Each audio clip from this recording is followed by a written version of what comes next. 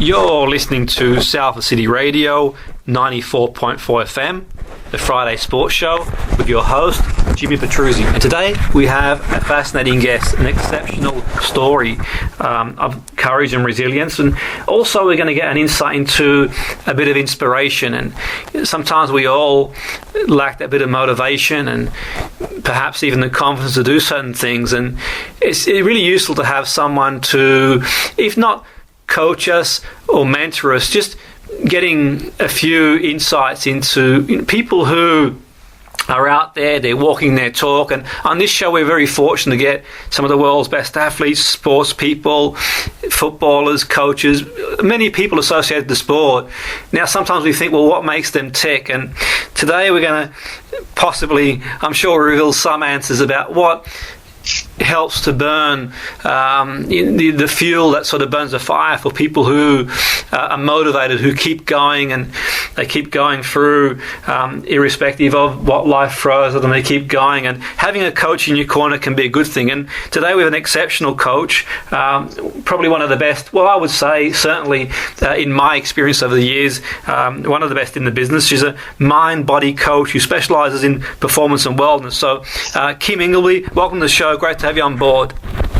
Oh, thanks, Jimmy. Thank you for a very kind introduction. I'm excited to speak to you and your audience. Yeah, no, it's fantastic. And I enjoy speaking to you, Kim. And after I've spoken to you, I generally am more positive than prior to speaking to you, in the sense that I think that your sort of your aura and your words of wisdom and your experiences are quite infectious. For me, having worked in sport for a long time, there was an old motto we used to use: attitude's contagious, and I think it really is. And yourself, you've got a really, I would say, positive outlook.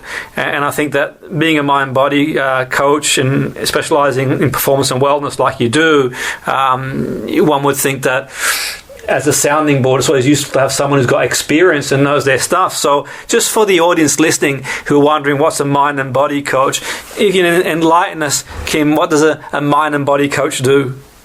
It's a $1 million question. What do I do? So my purpose is to fuse the mind and body coaching and training that I've had to help people unlock their potential and feel good in their mind and their body. And so I blend NLP, hypnotherapy, timeline therapy, sports psychology from the mind side, along with body wellness and performance based in the foundation of the personal training, sports therapy, strength and conditioning, nutritional training that I've done. So I fused the two together, and my degree was also in business, so I have that background, so I blend it all. And I think often people like either focus on the body or the mind, but they don't fuse it together. And I found that helping people understand on every level how their mind and body connects really helps them to move forwards and let go of fears and achieve what they want to achieve, but also feel well and happy and content in themselves. Absolutely. And certainly the mind and body being one system, I think it's really important that we work on both areas. In one respect, where the mind, it's like the chicken or the egg, in terms of, so you go for a walk and you feel better, for example, or you do some exercise, some yoga, and generally speaking, it helps to release certain chemicals in the brain, and we can feel better going forward. And is that sort of what you do when you say mind and body, Kim? Do you work on both areas as an integrative system? So, for example, you train physically, but you also train the mind as well. Yeah, so if I'm working with one of my clients, when we first start, we'll look at all the different sort of areas of their life. So we look at their sleep quality. I might test their DNA and their bloods and sort of a stool sample. We'll look at their stress levels, their happiness in their home life and their work life, their internal language, so how they talk to themselves and how they feel about themselves. And then we'll look at more the sort of performance angle of, I coach a lot of CEOs and then top level athletes, but also everyday people, and we'll look at sort of what their fears and blocks are. And we do a sort of whole like well-being life body audit and look at everything, and we prioritize and choose 3 areas. And work on those to start with. That would be if I'm working with someone holistically.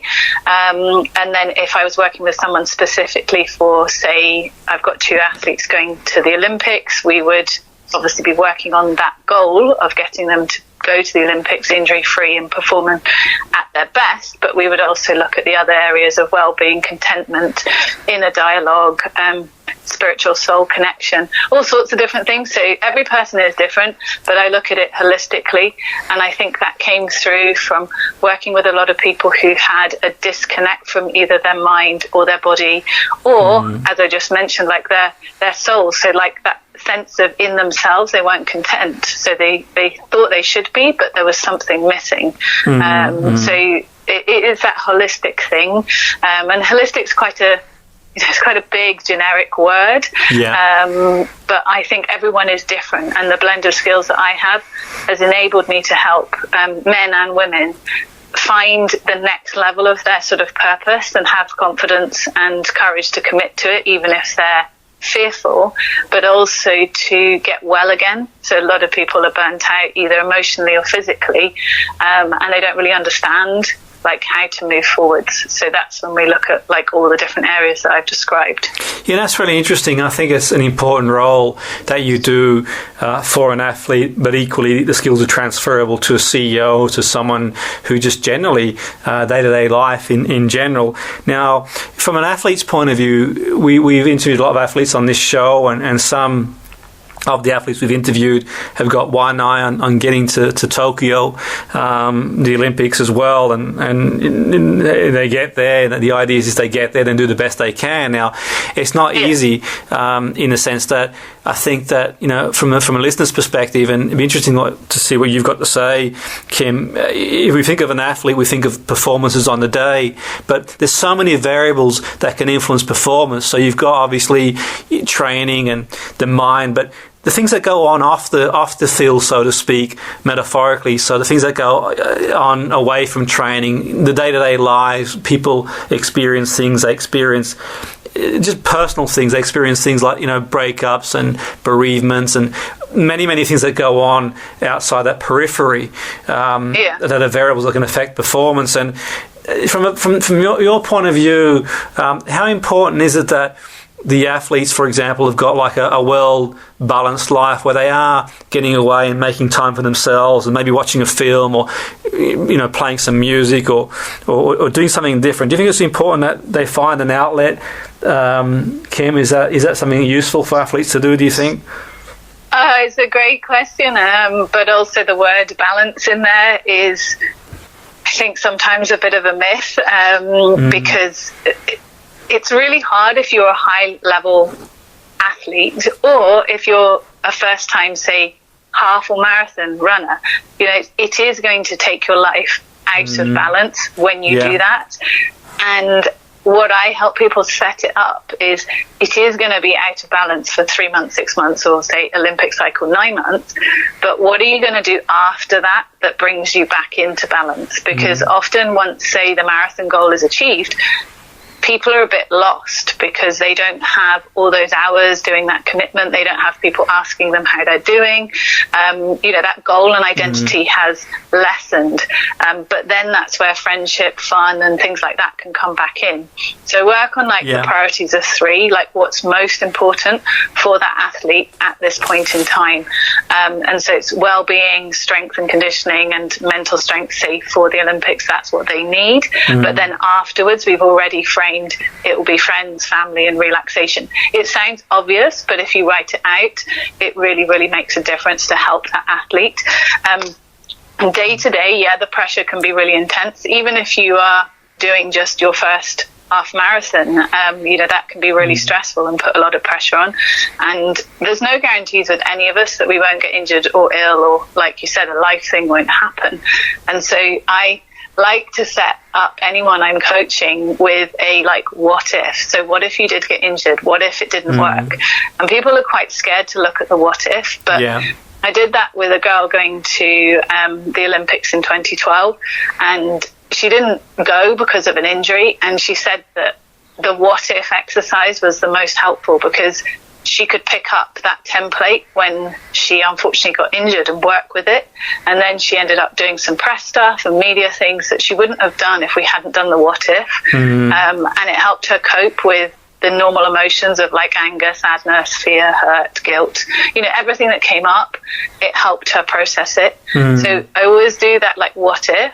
And then we also look at how can you relax? So like you said, how can you take some downtime? So it's not really like you can't take the day off for balance, potentially, but you can take half an hour or 20 minutes or an hour where you just go out for, a meal, or you listen to music, or you watch a film. And that balance really helps people, particularly as they go further in their sort of sporting careers or their goals. And it also helps in business as well, because the two are so similar. And often high-level business people do, say, marathons and Ironman, and often sports people want to go into some form of entrepreneurial business, and that can lead to burnout too. So these tools are like flexible and adaptable depending on, who you are listening to this.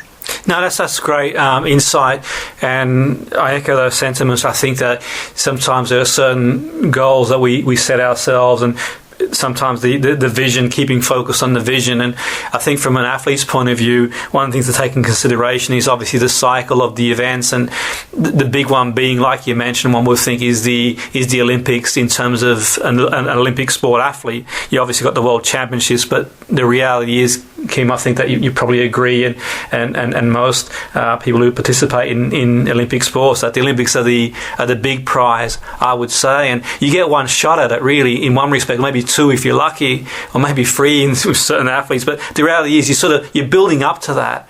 It's huge in terms of every minute is precious.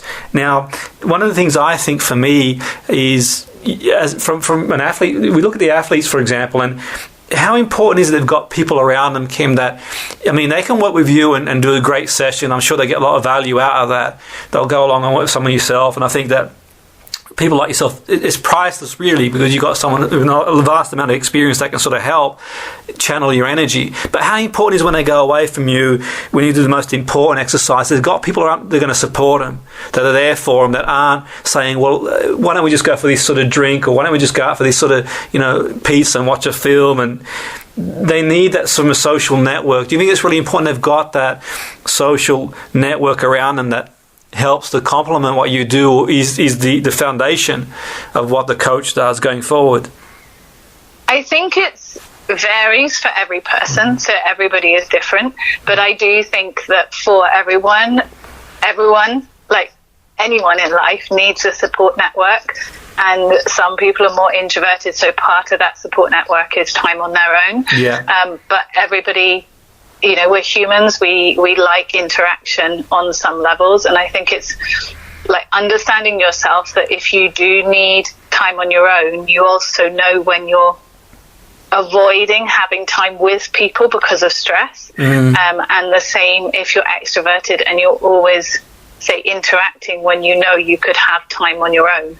So I think it's partly understanding your own patterns, which is something I can help people with, and then also bringing in a group of supportive people who are positive and calm and sort of grounded, and you kind of know like what each of them offers. And often people say, oh, well, my family doesn't understand this.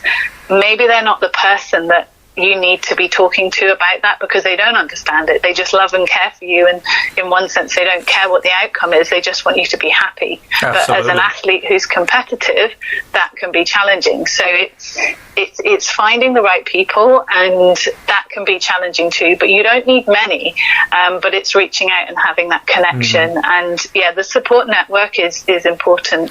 I have a few athletes and clients who, animals, time with animals really works for them. Yes. So walking their dog, I know for myself, like that can be really helpful, and just stroking and relaxing with an animal can be very calming. And a lot of my athletes have animals, and I coach a lot of 3-day eventers, so obviously they ride horses. So there's loads of ways that you can have connection with people, and being a high level athlete, particularly the majority of people I coach are endurance athletes, it can be isolating.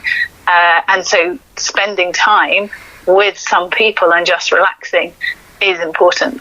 Yeah, that's a great point. And I'm sort of glad you made the point about introvert, extrovert. And for me, one thing to think about in that area is certainly from the point of view of, say, let's say, for example, in recruitment, where from the point of view, I was speaking to an organisation one time, they were looking to recruit a trainer, and they sort of were focusing on extrovert personalities. And I said to them that I think, this was in my opinion, that sometimes introverts get overlooked because they don't come across as being that sort of life and soul but of the party type thing, but they are very knowledgeable and they can sort of channel their energy and be great at what they do. And I think for me, sometimes in certain positions, introverts can. I mean, I would say I'm an introverted character in many ways. I sort of like time on my own and do my own thing type thing. But when it comes to delivering a presentation, doing radio like I'm doing now, or doing a number of things, I'll step up and do it gladly and comfortably in my own way. And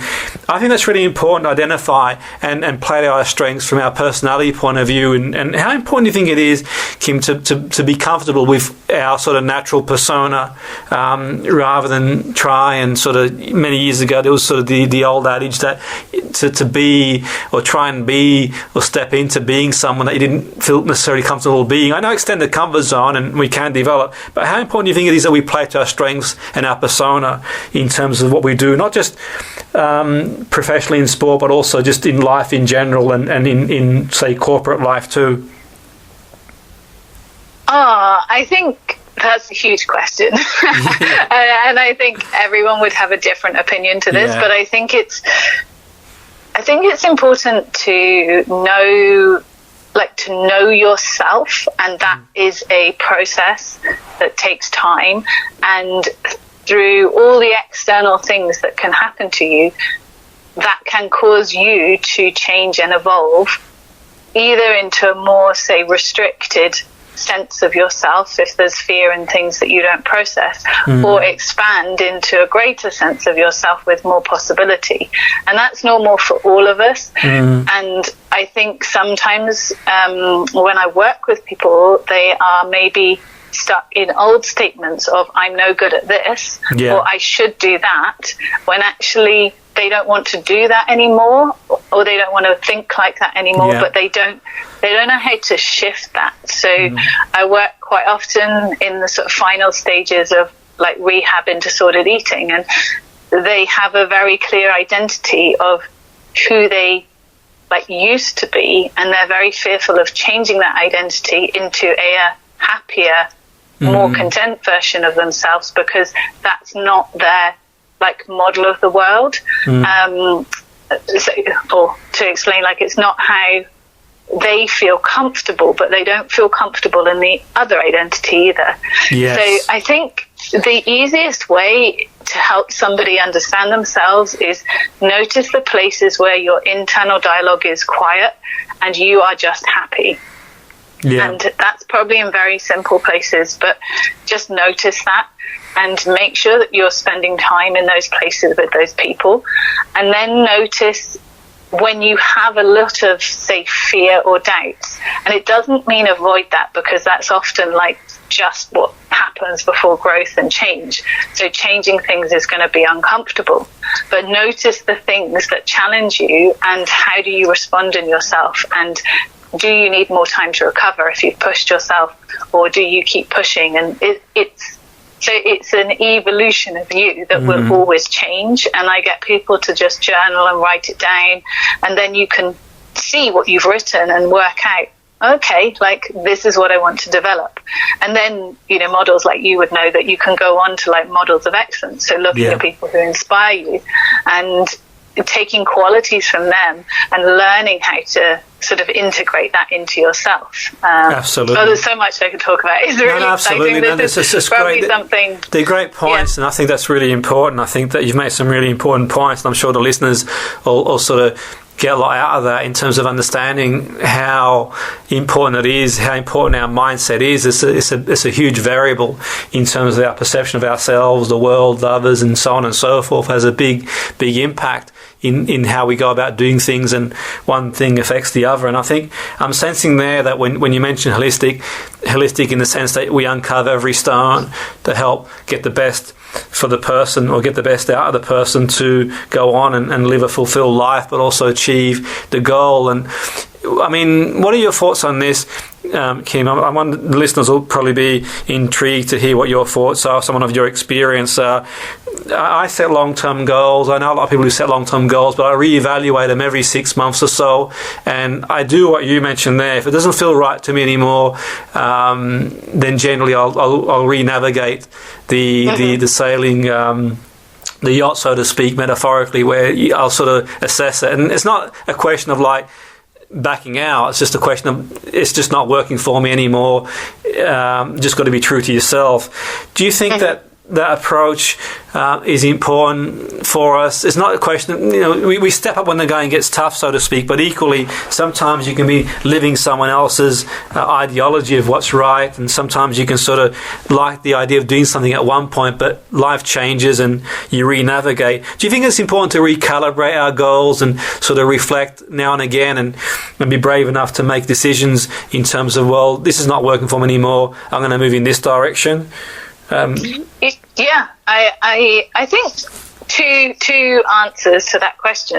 The first is, I always thought as a younger coach that it was really important to always set short, medium, long-term goals. And then over the last, say, 5 years, through professional training but also personal life challenges, I've learned that actually at times it's really respectful to give a client or athlete space, that they only have a short-term goal. So they may have long-term ideas and wishes, or they may not. But sometimes like day-to-day goals or week-to-week or month goals are actually fine, and that's a phase in life. And that's okay. The second point is, yes, when everybody is in a good place, I think it's really helpful to have those short, medium and possible long-term goals, because then you can prioritize your thoughts and ideas so that you don't go into overwhelm, and you can actually commit to making things happen. I do agree with you that it's important to work out your why. Like, why do you want to do that? So I often have people who say, I need to do another marathon because I need to get that time. And when we break down the why behind the time, it's around other people's judgment and fears. And it's also almost like an avoidance to committing to other areas of their life. So if they're training for the marathon and the time, then they can't say, go dating, or they can't sort out their career and go to the next level because they're spending too much time working on this time. So it could be a positive motivation, or it could be a distraction and an avoidance. And Absolutely. So helping someone understand like what is their why, but then helping them navigate that, because if you work through something and someone realizes that they don't want to do it, it doesn't mean it's easy for them to just let it go. It means that you have to have a process of how do you let that identity go and how do they evolve. So I worked with a rugby player who actually decided he didn't want to play rugby at England level anymore, but there were contracts, there were expectations, there were judgments, there were fears, and it wasn't going to be a quick process. But the realization was freeing, and then he actually performed better.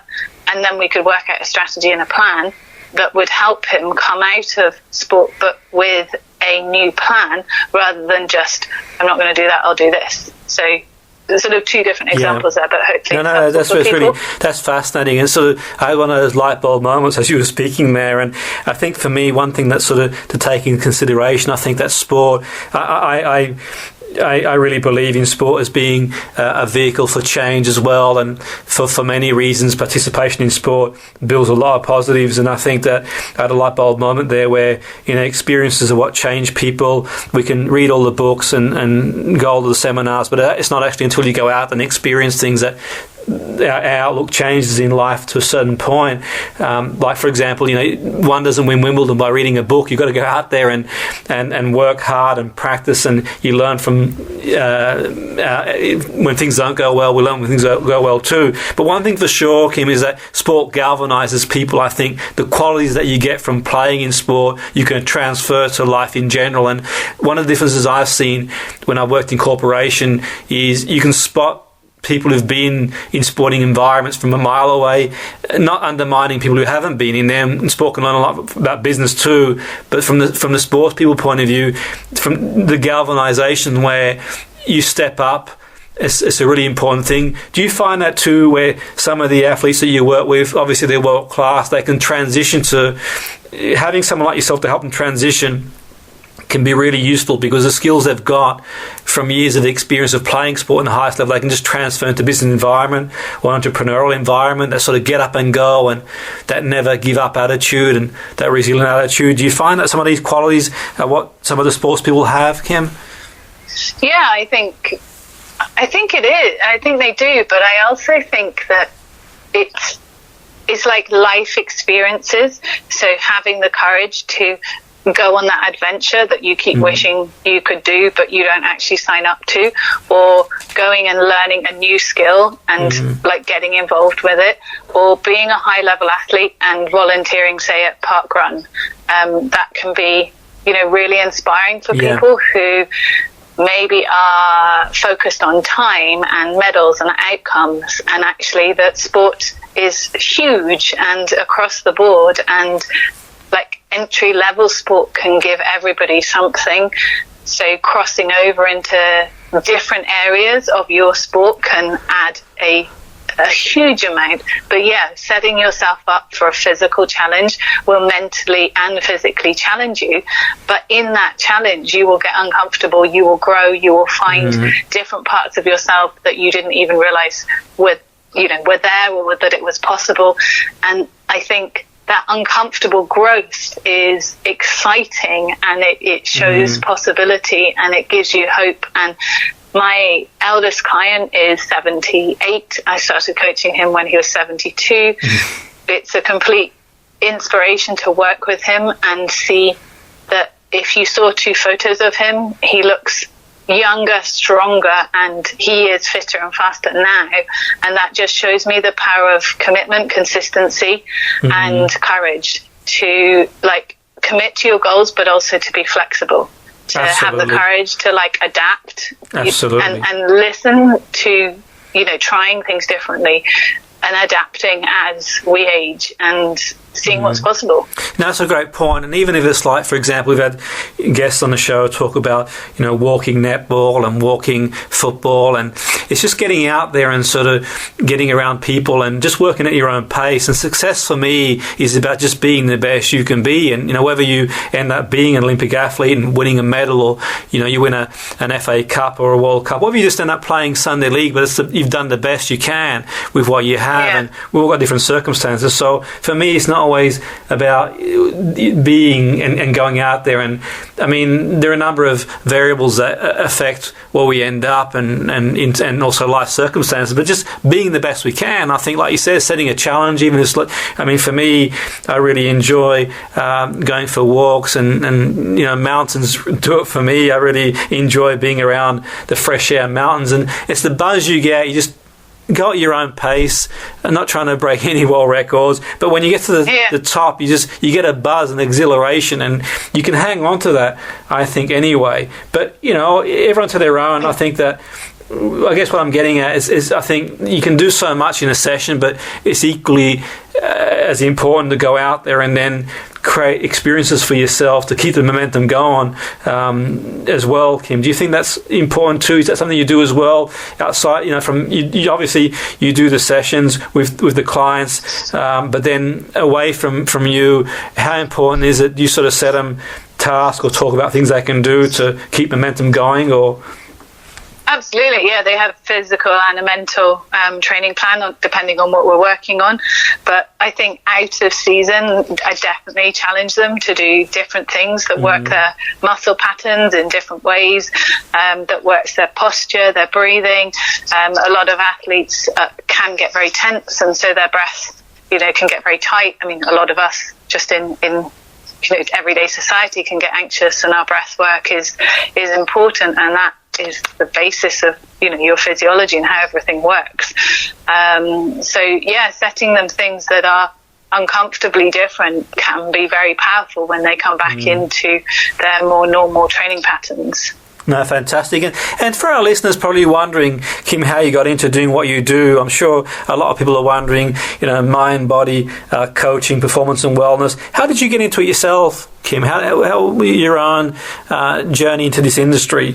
How did you sort of develop into the coach you are? Obviously a lot of knowledge, but your own entry into coaching. There's a long story as well. Yeah. We need to do those workshops you were talking about. Absolutely. I mean, I set up my business, Energized Performance, nearly 20 years ago now. Before that, I was riding 3-day eventing, so riding horses, and I noticed that, and this was when I started, when I was at school, and I was sort of borrowing ponies and riding for different people, and I noticed that the riders were all not particularly confident in themselves, but also they weren't fit. But the horses were in amazing condition, and they were really fit, and I did my case study for my A-levels around rider fitness, and my PE teacher was amazing, and he said, there's nothing in this. And then a couple of the top Olympic riders wrote to me, and they said what they did, and he's like, there is something in this. And I was like, there really is. And so that was the performance side of where I started, and I did tetriathlon, so running, swimming, riding, shooting, and so that was a more multidiscipline sport, and the same thing was happening there. And I was listening to people with the shooting or the running, all the different disciplines, going, everyone is good at one thing, but the rest they're sabotaging, and no one's taking the positives from what they were doing well. And then if you go further back in terms of body image, confidence, eating, I had a very difficult, very young sort of stage. And I thought, I don't really want anyone to feel like this. And there's so much more potential in all of us that we don't realize. But I want to help people realize that. So I think there's a really human level to my coaching, which is I see your potential as a human, and I want you to be happy and well, and how can I help you do that, and so that your mind is quiet and your body is strong and your sort of soul is content. That's one level. And then the next level is what do you wish for, what do you really want to make happen, and including your conditions or your fears or your doubts and your situation in life. Let me help you work out how we can either do a part of that or all of that. And it may take several years, but let's make that wish happen, or at least explore it. Absolutely. And so those are sort of my motivation. No, it's really fascinating, and I mean, our listeners are probably wondering in terms of, it's quite fascinating. But in terms of yourself, Kim, do you have a sense of purpose when you do? I sort of sense there's a deeper meaning to you doing what you do, and I think for me, having been in the similar industry to yourself for many years too, I think there are people, this is just my opinion, that like the idea of being a coach and doing what people like yourself do, but when they've got to go out and do it, it's a different story. I think the realization that it takes a lot of hard work and dedication and skill, a lot of skill to be able to do what you do. Do you have a sense of purpose yourself, Kim? What sort of, I know it's a deep question, and it's probably not easy to answer, but do you feel a sense of purpose and meaning in doing what you do? Does it give you meaning and purpose? Yeah, I think it may be my last answer, that. Yeah. Sort of to cover that, I really feel a profound sense of purpose, which maybe sounds a bit deep, but just on like the different things that have happened in my life from when I was young, but also to more recently, that I have, and I'm very empathetic, which is, and pretty intuitive. Like a lot of my clients will say, you know, how did you know that? Like I'll text them and say, good luck about this. And and so I think those two qualities combined with, you know, a huge depth of professional training and a lot of, you know, mentoring and support and experience and teams. I'm great with referring to other people if I don't feel I'm right. I feel like all of that helps me to gain the trust with someone, to help them, you know, really open up so that we can respectfully, with no judgment, like find out the way forwards for them. But it's really nice that you said, you know, it is hard work when you have all of those qualities and you're really dealing with complex things with people. It's hard and it's inspiring and it's challenging. But I now coach some coaches to help them manage that side, because it can be, you know, it's tiring and you have to sort of prioritize things, but it's also equally rewarding. And absolutely, I feel like the layers of my knowledge and clients' experience and just the people I get to work with has just deepened my sense of purpose of wanting to help people realize happiness within themselves, which will then allow them to do, or at least try and commit to doing what they want to do. Absolutely. And I'm glad you sort of mentioned that from the listener's point of view as well. I mean, from the outside looking in, and you know, people will sort of see Kim, the coach, and, you know, you're a great athlete as well, and you sort of, the many years been doing what you do, and you obviously, you know, a vibrant person, with a lot of enthusiasm and a really positive mindset. But sometimes it's easy to sort of look at people from the outside and think, well, okay, it's easy for them.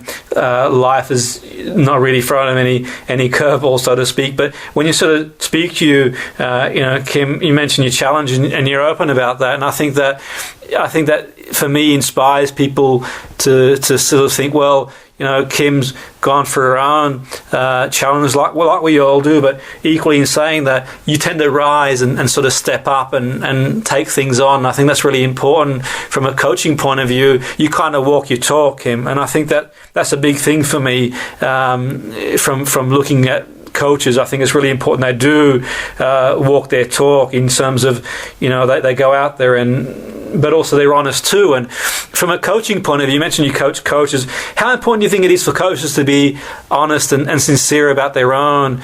I'm not suggesting that they sort of, you know, go out and share everything that goes on in their life, but just sort of giving an indication that they are human too, that life throws them curveballs too, and life's not always easy. Do you think it's important for a coach to be genuine and sincere about their own trials and tribulations, to the point that it can inspire people to think, well, you know what, they've overcome that, perhaps I can too?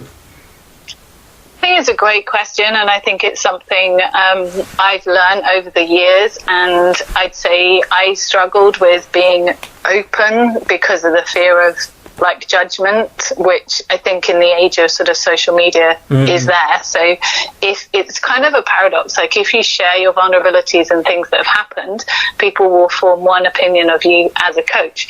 And then if you don't share them and you just share, you know, tools and success and how you've helped people will have another, you know, opinion. And so I think it comes back to understanding you as a coach, like how do you want to be as a coach? And I think if you want to choose to share experiences, it should come from a place when you are in a grounded place that you can be helpful and help people from that, say, story and experience, and that you don't share it before you are ready to. But the power of sharing and being vulnerable, I think, does help people, because everyone, however good, inverted commas, they look online or whatever, you know, we're human. Life stuff happens. And I think I'm very humbled by the depth and variety of people I work with. And I think if I lined them all up, a lot of people would never know half the things that go on. So I don't think you need to share everything. Absolutely. But I think as a coach, sharing some things, the power of vulnerability can help. Absolutely. But also that there's a balance, and you have to understand how you want to be as a coach. That's a great point. And yourself, you mentioned you work with coaches. I think that's really instrumental, because there's sort of fine line, and in terms of, I think ultimately someone comes to see the coach, they're going to see the coach about improving themselves and being the best they can be. But you mentioned social media, and that's been a big huge impact on, I think, every industry, including coaching as well. And I think for me, the projection of idealism, certain people will sort of try and project this image of idealism. And I sometimes think to myself that anyone who sort of doesn't have any flaws isn't human in one respect. And I think it's being true to oneself. But I think an important point there, we talk about vulnerability, Kim. And vulnerability for me, I think it's a tricky one. It's a sort of buzzword at the moment. People sort of talk about vulnerabilities. It's a tricky one because in sport, Kim, say if you sort of project vulnerability in sport, let's say if I'm working with an athlete and they might have a bit of a calf strain, or they might be just slightly off their top form, then any sense of vulnerability that we project, the opposition is going to jump on it straight away, if that sort of makes sense, as a sports person, where let's say I'm working with a football team and one of the players has got a bit of a calf strain, then if we sort of mention that, the opposition is going to target that player. It's just the way it is. And sometimes sports people are afraid of projecting vulnerability because they see it as an opportunity for people to target them. Does that sort of make sense? That's a brilliant example, and I think what I'd say is, so the vulnerability that I would mean with that is that the athlete and the coach of the football team can come to me and say, this athlete has a calf problem. So if I'm doing the sports therapy, or they have a sports therapist, they do the rehab, but then I can talk to them and say, how's this going to affect you mentally, and that we can sort a plan out. That is not something that we would then put out onto social media. But afterwards, end of season, that player could then talk to the team about what we did, because the calf injury is healed. They're feeling, strong and confident again. And so the power and the vulnerability there is that the support team have the courage to be open with me so that I can help them, and that's private and confidential. And then in an agreed manner, the athlete may say, I want to share this, and that can then help other players. So hopefully that will help. That's a great point, Kim. I'm glad you made that point. That really clarifies for the listeners, and for sure, because I think that in the age of we hear a lot about talking vulnerabilities, and I think sometimes it's difficult to appreciate. I wouldn't necessarily, I'm not undermining people who don't play sport, but just sort of copying them in to sort of realise that in sport, that when you sort of cross that sort of line in sport, then winning is sort of imperative, and they're going to use every angle they can to get a result on the day. And I've certainly prepared teams where it's an unforgiving environment, where if there's an opportunity to sort of do a big tackle or put someone under pressure and expose maybe a niggle they've got, then they're going to do that. And I think that's a great point you made there, where after the event itself, then that makes good reading and inspiration to know. I went out the night before and I got a bite to eat and wasn't feeling so great. I'm not going to mention it on the day of the event, but maybe later on it's something that you might bring up and go from there. And I think that's a really important thing. And in terms of yourself, do you sort of work with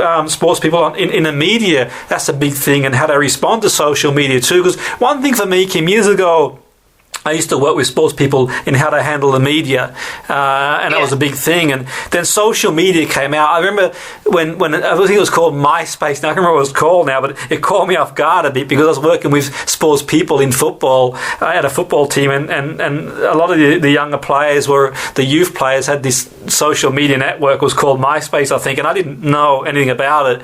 But the first time there's a platform that they could use to interact with the general public, so to speak, and for me, it was an eye-opener, because all of a sudden you saw energy being consumed in responding and reacting to certain things that people said. Now we've got Twitter, we've got Facebook, Instagram, all these sort of things. And do you do sort of training in those areas too, Kim? People sort of how they react to situations on social media and message boards and blogs and that sort of stuff? Or is that something that you think you'll go into eventually, if that's not what you're doing already anyway? It's not my expertise at all, and I'm really clear on having a network of people I refer out to. But what I do help people with is how they just manage their overall time, and also how they may be affected if they are feeling the pressure of social media in terms of performance, or they might have had some negative comments which have then affected their training or their focus or their confidence. So it's sort of like the knock-on effect of social media, and then also looking at social media of, are they wasting time? Is it affecting their sleep? So sort of how they manage their phone and their screen time. So I look at that in terms of them actually managing their accounts and things. That's definitely not my area. Yeah, it's interesting stuff, and I think you've made some really interesting points there in terms of them managing their sleep and the time, using time wisely if you're sort of preparing for a big event. But I think from the point of view of the energy consumption too, people leave comments, and they're only human. I've got to say as well, Kim, that some of the best athletes I've worked with in terms of social media, whilst it's not nice, people sort of making sort of certain comments, and some comments obviously are illegal anyway, and they're a matter of the law anyway. But the point being, some of the athletes I've worked with, they're so focused, Kim, on what they're doing anyway. They really are, and doesn't make it right to leave comments. And obviously, I always recommend that the athletes I work with is a comment that is sort of untoward, and you go through the proper channels, that's for sure. There's laws and legislation against that. But the point being is the energy from the point of view, they're so focused on what they do. And that's why I think, people like yourself are instrumental to sport, because I think that having that holistic process where you go to the drawing board, and so to speak, and, you speak to Kim, and this is where I'm at the moment. I'm not sleeping so well, and you can sort of start isolating variables as well, going forward in terms of what you can do to correct that. To move forward. So from your point of view, Kim, we sort of talked about the athletes, but you transfer these skills to other areas, obviously, like corporation and business and CEOs as well, in terms of transferring. What are some of the key things for our listeners that you've transferred to the corporate industry and people who work in business and entrepreneurs? What can they take from all your vast experience in coaching and being a top athlete yourself and sports person?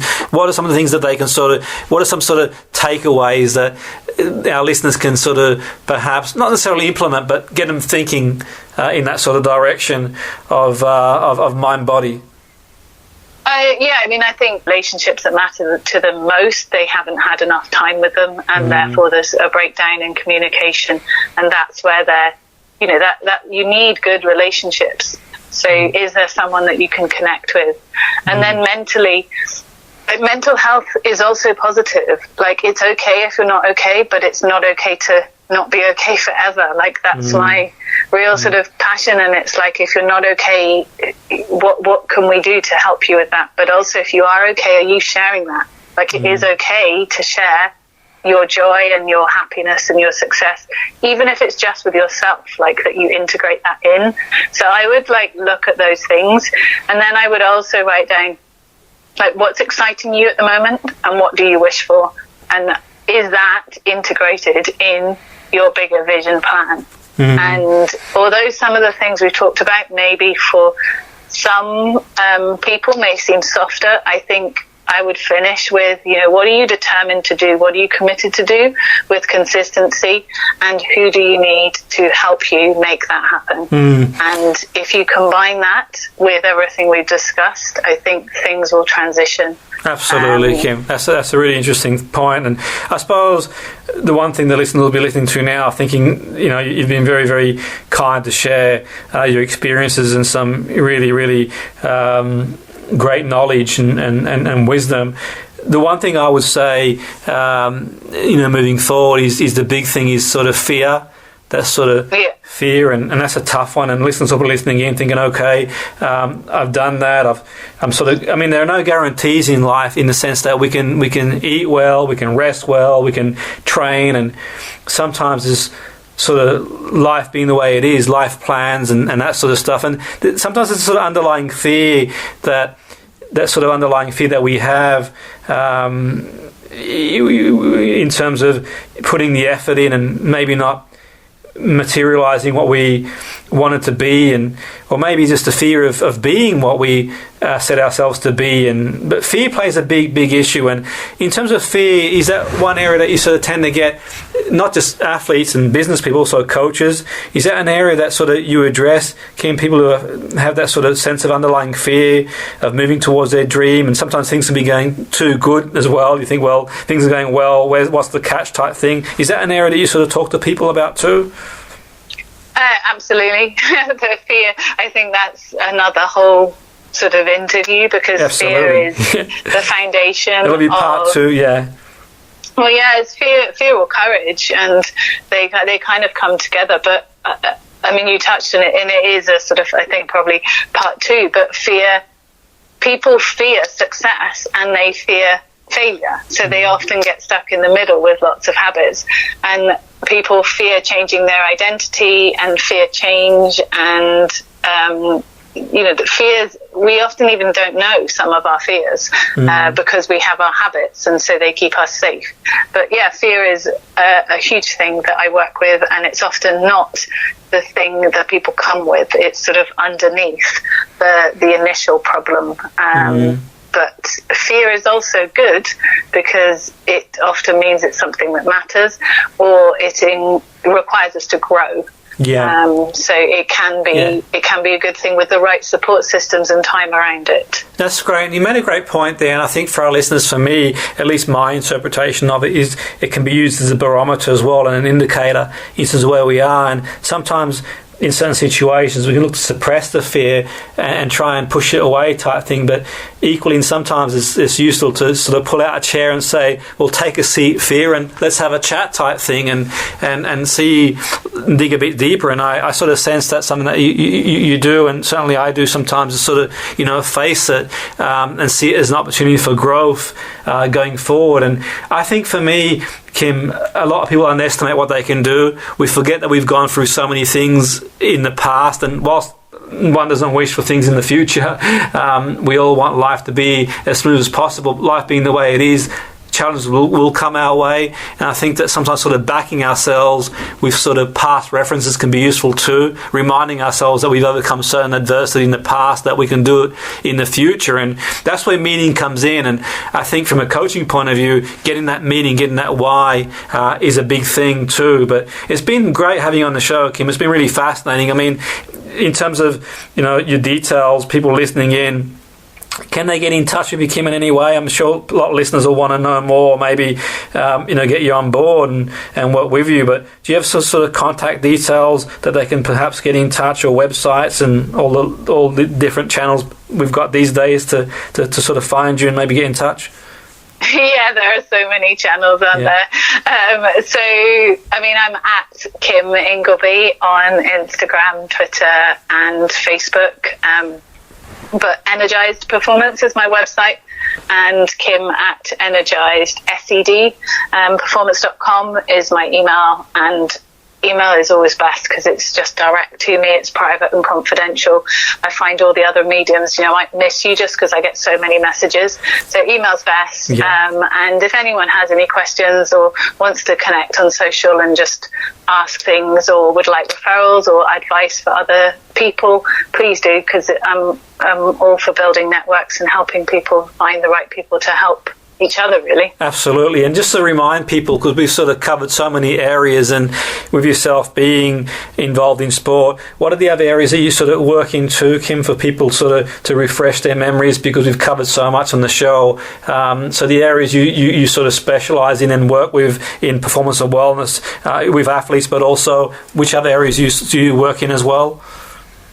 Yeah, so I do one-to-one coaching, as we said, mind and body, which has covered most of the interview, but I also run workshops for teams and individual athletes who bring together like other individual athletes, so runners, adventurers, charity work, and then presentations and keynotes. Fantastic. So I've done a TEDx, which helps people sort of see, a little bit more, TEDx Bristol, and it's a wide variety. But if people have ideas, just put them to me and we can chat. And the actual TEDx talk, I mean, I've seen it myself, was a really powerful talk. How can people find that, Kim, in terms of the actual TEDx talk? Is there any way they can view that? It's a really inspirational talk. I really would advise anyone who needs some inspiration to watch the talk. Is there any way they can sort of tune into that? Kim, do you have it anywhere sort of? It's still out there. Yeah. It's TEDx Bristol 2015. And then Kim Ingleby, if you put that into Google, it will come up. And I'd love people's feedback on that as well. And in a nutshell, anyone who's sort of, I mean, I work with a lot of speakers who are probably listening to this as well, and I'm a member of a speaking group as well. Any speakers listening that from a TED talk point of view, what sort of, I don't necessarily give them advice, everyone's in their own sort of journey, but what sort of tips can you give people who are about to do a TEDx talk or a big talk like that's going to go out to millions of people or thousands of people? Kim, what are some sort of takeaways that people can take, you having been there and done that, speaking to a vast range of people? Yeah, I mean, I'm asked about TEDx the whole time, and I'd say for me, delivering my TEDx, I invested in a lot of professional coaching in my speaking, because it was something I was very, very nervous about and wasn't good at. So not just for TEDx, but over the years I've invested in that. So I think that helps. And it's planning, preparation, time. It's different for everybody. And knowing your why, like what do you want the audience to really take away, and being clear on, if you're delivering for a client, what they want the audience to take away, so that you're on the same page. But absolutely. Again, that's another. It's quite a big absolutely. It's a great point. I'm glad you made that point, because I share my story about speaking as well, and I do a lot of speaking, like yourself, and people sort of think it's a natural thing. For me, something I had to work really hard, and people ask me sometimes, why do I go to a speaking group? Is because I'm never the finished product. You keep improving and refining, and I'm glad you mentioned that, because sometimes people have this sort of misconception that standing up there, and we all have our fears, but overcoming them, and certainly takes a lot of effort and application and having a why. But Kim, it's been great having you on the show. We could do 3 or 4 shows. It's fantastic speaking to you as always.